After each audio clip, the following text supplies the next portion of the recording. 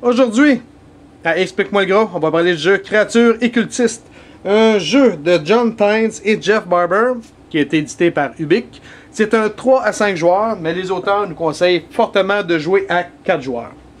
Qu'est-ce que la boîte contient? 8 feuillets. Je vous conseille fortement de faire des photocopies parce que 8 feuillets, 1 par joueur, 2 games, vous n'avez plus. Fait que faites-vous des photocopies si vous voulez vraiment pouvoir jouer plus longtemps. On a des cartes de joueurs, on a des cartes de séquence de jeu et on a 3D. Une chose importante qui n'est pas finie dans la boîte, c'est des crayons. Vous allez avoir besoin de crayons, puis écrire sur des feuilles pas de crayons, c'est pas pratique. Donc, maintenant, je vais vous montrer, première chose, comment remplir votre feuille de joueur avant la partie. Votre feuille de joueur est simple. Vous avez le nom de votre culte, comme ici on a les mouches zébrées. Je suis, c'est pas très original, mais mettons que l'imagination était back order un matin. Ensuite, on a votre credo. Ça, c'est votre cri de réanimant. Nous, on écrit plus fort que les tapettes à mouches. Et ici, on a besoin du symbole de votre culte. Trouvez rien de trop compliqué parce que vous allez le refaire souvent sur les feuilles. C'est un conseil d'ami. Ensuite, ici, de l'autre côté, on a évocation, sorcellerie et brutalité. C'est des chiffres que vous allez avoir besoin de brasser des jets de dés tantôt. Pour savoir quel est le chiffre que vous allez mettre à chaque, vous allez prendre les 2 dés. Vous allez brasser et vous allez rajouter 3 à votre score. Donc, si vous pognez 6, vous rajoutez 3, ça vous donne 9. Seule chose importante, si vous pognez des doubles, vous n'avez pas le droit de les garder, vous devez rebrasser. C'est bien? Donc, vous remplissez les 3 cases. Je vais vous expliquer la feuille vite faite. Vous avez 3 rangées de cultistes. Ça, c'est les monstres qui vont se battre pendant la partie. Si vous regardez, chaque monstre a un chiffre en haut. Ça, c'est le nombre de points que ça va rapporter à votre adversaire s'il le tue. Et ensuite, vous avez des plus 5 de brutalité et moins 1 d'évocation. Ça, vous allez vous en servir quand vous allez brasser les dés tantôt. Je vais vous l'expliquer éventuellement. Donc, vous avez ceux-là qui s'adonnent à des cultistes bruts. Et ceux-ci, c'est des cultistes invocation. Vous allez comprendre avec les cartes qui vont s'en venir tantôt. Et dans le centre, si je retourne, vous avez vos points pulpiques. Ça, à chaque fois que vous allez faire des points, vous allez les marquer ici. Donc, une fois que tout ce que vous deviez écrire est fait, vous allez pouvoir commencer la partie. La partie, c'est simple. À tour de rôle, vous allez brasser un dé. Celui qui va avoir le plus petit chiffre va être celui qui va être favorisé par les astres.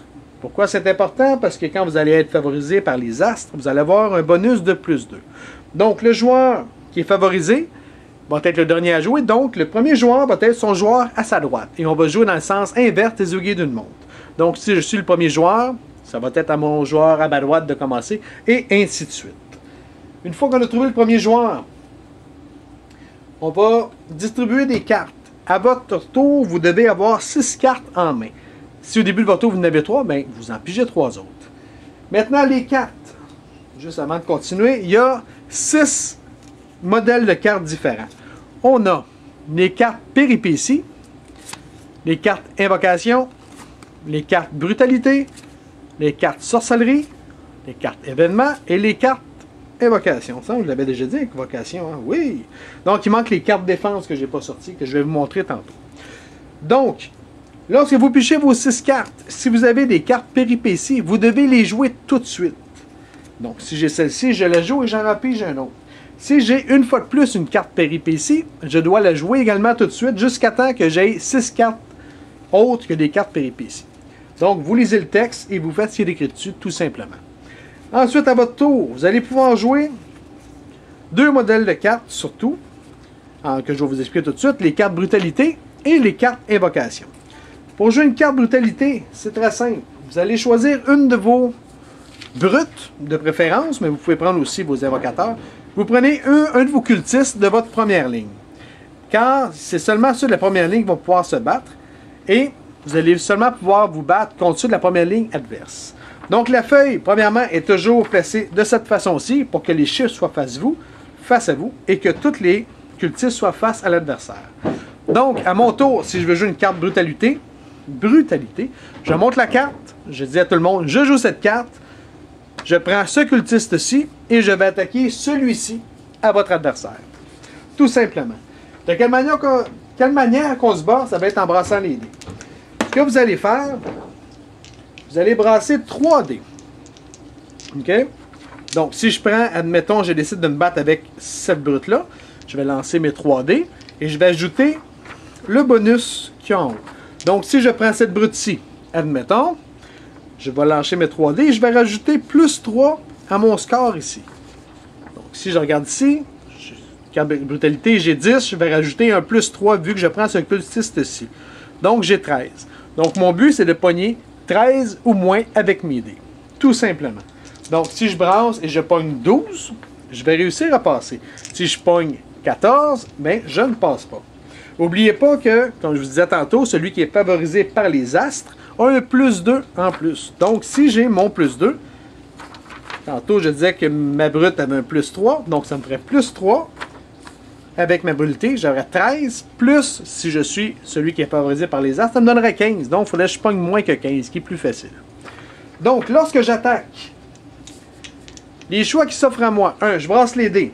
Si je réussis à le battre, l'adversaire doit faire un jet de résistance. Si je ne réussis pas à le battre, alors l'adversaire peut faire une contre-attaque. C'est bien. Si l'adversaire réussit son jet de résistance, il peut également contre-attaquer. Lorsqu'on fait une contre-attaque, c'est toujours les deux mêmes cultistes qui vont se battre. Et l'adversaire doit dépenser une carte pour pouvoir contre-attaquer. Une carte brutalité ou invocation.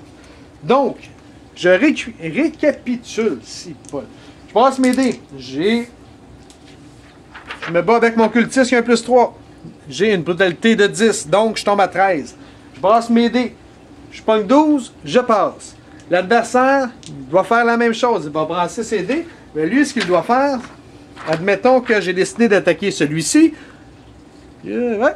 Mais si je décide d'attaquer celui-ci de l'adversaire, il y a un plus 1. Donc, mon adversaire a 9, plus 1, 10. S'il veut réussir à résister, il doit pogner la moitié de son score total. Donc, 9 plus 1, 10, la moitié est 5. Donc, il doit pogner 5 avec 3D. Ce qui risque d'être compliqué. S'il réussit, il peut alors contre-attaquer. S'il contre-attaque, il fait la même chose que mon attaque de tantôt. Donc, il va lancer ses 3D. Il va prendre sa carte, brutalité. Il va appliquer les bonus ou les malus qu'il y a sur la carte brutalité. Puis, il va m'attaquer. Une fois qu'il m'attaque, je peux résister, mais je ne peux pas contre-attaquer. C'est bien. Donc, je récapitule bien vite fait. Je veux attaquer, je monte mon cultiste qui doit attaquer, je monte ma carte et je montre où est-ce que j'attaque. Si je ne réussis pas, l'adversaire contre-attaque. Si je réussis, l'adversaire fait un jet de résistance. S'il m'offre son jet de résistance, il est mort. S'il réussit son jet de résistance, il peut contre-attaquer. Une chose importante, si je réussis à le tuer, c'est à ce moment-là que je vais écrire mon logo.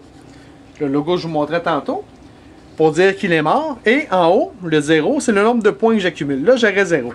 Si je me serais battu contre lui, qui a 3, bien là, j'aurais mis sur ma feuille, j'aurais 3 points pulpiques. C'est bien? Bon. Maintenant, la twist qui est un petit peu plus compliquée. Lorsqu'on se bat, on a des jets de dés qui sont automatiques. Si je brasse les dés pour attaquer et je pogne 3, 4 ou 5, les règles disent que je déchire, donc je bats automatiquement. Si je bats automatiquement, l'adversaire ne peut pas faire de contre-attaque parce qu'il est mort sur le champ. Par contre, si je fais que 16, 17, 18, je viens de me planter solide. Fait que non seulement je n'ai pas réussi mon attaque, mais l'adversaire va contre-attaquer avec un bonus de plus 2. Vous me suivez? OK. Maintenant, si j'attaque et que l'adversaire se défend, et en se défendant, l'adversaire pogne 3, 4 ou 5, non seulement il se défend, mais il va pogner également un plus 2 pour m'attaquer. Vous me suivez? Dernière chose, si en se défendant, il pogne 16, 17, 18, donc il foire automatiquement son coup, de cette façon-là, non seulement je le tue, mais en plus la carte, je peux la garder et non la défausser. C'est bien? C'est la petite twist qui est plus compliquée. Donc, 3, 4, 5, vous déchirez toujours et 16, 17, 18, vous foirez toujours. Ça, c'est pour les attaques avec une carte brutalité. Ensuite, on a la carte invocation. Cette fois-ci, pour attaquer avec invocation, vous devez vous référer, ce qu'on disait tantôt, on avait brutalité, mais là, vous allez vous référer à invocation. Donc, si je veux attaquer avec cette carte-là, Je monte comme tantôt. Je monte le cultiste avec lequel je vais faire mon attaque. Je monte la carte. Et ensuite, je monte où est-ce que je vais attaquer. Donc, si on regarde une carte de plus près, on a moins 8, moins 1, 8. Moins 1, c'est le malus que je vais avoir pour attaquer. Donc, à invocation aussi, j'ai 12. Si je décide d'attaquer avec celui-ci, j'ai moins 3. Donc, 12 moins 3, on tombe à 9. Et ma carte me donne un autre moins 1, donc 8. Donc, avec mes 3D, je dois avoir 8 ou moins pour réussir à faire mon incantation.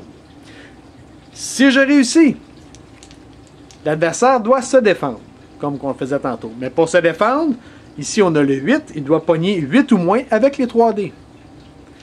C'est bien. Maintenant, l'adversaire ne peut pas contre-attaquer sur une invocation. Donc, j'attaque, ça passe, ça passe, ça passe pas, ça passe pas. Comme tantôt, 3, 4, 5, je déchire, donc je réussis automatiquement. Donc, l'adversaire ne peut pas résister, il meurt sur le coup. Mais si je pogne 16, 17, 18, malheureusement, je foire. Si je foire, ce qui va arriver, c'est que moi, j'attaquais ici, avec mon cultiste, admettons, j'attaquais avec ce cultiste-ci.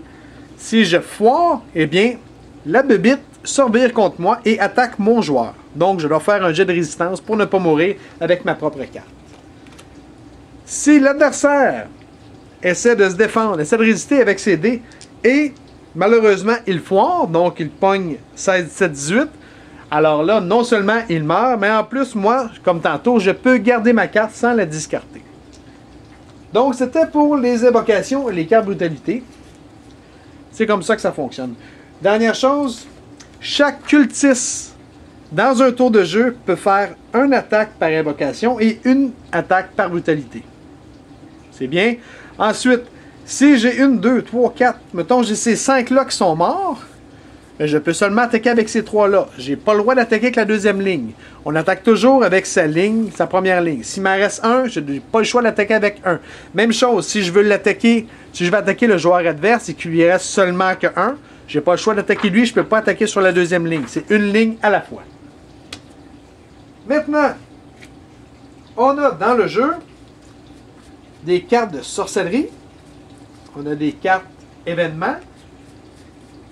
Elles sont pas trop longs, il m'en manque une. On a des cartes défense et des cartes péripéties. Donc, on a parlé de brutalité et d'évocation. Maintenant, péripétie, comme je vous disais tantôt, il faut la faire au début du tour, vraiment en commençant notre tour. On a des cartes de défense qui servent à se défendre contre des cartes de brutalité ou des cartes d'évocation. Donc, vous n'avez qu'à lire le texte, ça va vous dire quand est-ce que vous pouvez la jouer et contre quoi. Sorcellerie et événement, c'est la même chose. Vous lisez le texte, vous pouvez la faire pendant votre tour, elle va vous dire exactement comment fonctionne la carte et à quel moment vous pouvez la jouer et de quelle manière vous pouvez la jouer. Donc, maintenant, une fois que tout est fait, vous avez joué vos cartes. Si vous voulez, vous pouvez discarter des cartes que vous ne pensez pas vous servir. Vous les discartez, comme ça, à votre prochain tour, vous allez pouvoir en piger d'autres. Maintenant, comment gagner la partie? Il y a deux façons de gagner la partie à ce jeu-là. La première, c'est de réussir à tuer tous les cultistes de tous les autres adversaires. Ce qui risque d'être compliqué, mais c'est faisable. Sinon, l'autre manière de réussir, c'est d'invoquer notre Dieu. Si vous invoquez votre Dieu atterrit sur la terre et détruit la terre en entier. Pour ça, vous avez besoin de deux choses. Premièrement, vous devez absolument être celui qui est favorisé par les astres. Donc, vous devez être le dernier joueur. Vous n'avez pas le choix. Et ensuite, vous avez besoin d'un certain nombre de points poulpés, tout dépendant du nombre de joueurs. Donc, si vous êtes 4 joueurs, vous avez besoin de 15 points. Donc, à votre tour, si vous êtes favorisé par les astres, donc vous êtes le dernier à jouer. Quand tout le monde a joué, vous dites que vous voulez invoquer vos dieux. Vous devez minimum avoir votre 15 points. Et à partir de là, vous pouvez lancer 3D. Vous lancez 3D et vous devez faire une sorcellerie. Donc avec vos 3D, vous devez avoir moins que 9 avec vos dés. Si vous réussissez, la partie est gagnée, la game est finie. Votre dieu arrive et détruit tout sur son passage. Si vous ne réussissez pas, si au lieu de pogner 9, je pogne, admettons, 12 sur mes dés, alors là, je perds tous les points que je devais dépenser pour réussir, je les perds tous. Donc, si j'avais 17 points, Ça m'en coûte 15, donc je tombe à 2 points. Par contre, si je lance et je foire, comme on disait tantôt, donc si je pogne 16, 17 ou 18, eh bien, non seulement mon dieu va prendre tous les points, mais il va détruire tous mes cultistes. Donc, je perds la partie, je m'en vais attendre dans le salon pendant que le reste de mes chums continue à jouer. C'est bien. Dernière chose, les points, nos fameux points poulpiques, servent à 2 choses. Ils servent pour amasser des points pour invoquer notre dieu, mais également, n'importe quand pendant la partie, je peux dépenser 2 points poulpiques pour ajouter un +1. Donc, si je vais invoquer mon dieu et j'ai que seulement que 9, si je veux, je peux attendre d'avoir 21 points. Si j'ai 21 points, je vais pouvoir dépenser 6 points pour me donner un +3. Donc, je vais tomber à 12. Il me reste quand même mes 15 points. Donc, si je tombe à 12, c'est plus facile d'avoir les dés. En gros, c'est le concept du jeu. Si vous avez des questions, gênez-vous pas, écrivez-moi, ça va me faire plaisir d'y répondre. Puis, sur ce, bonne soirée.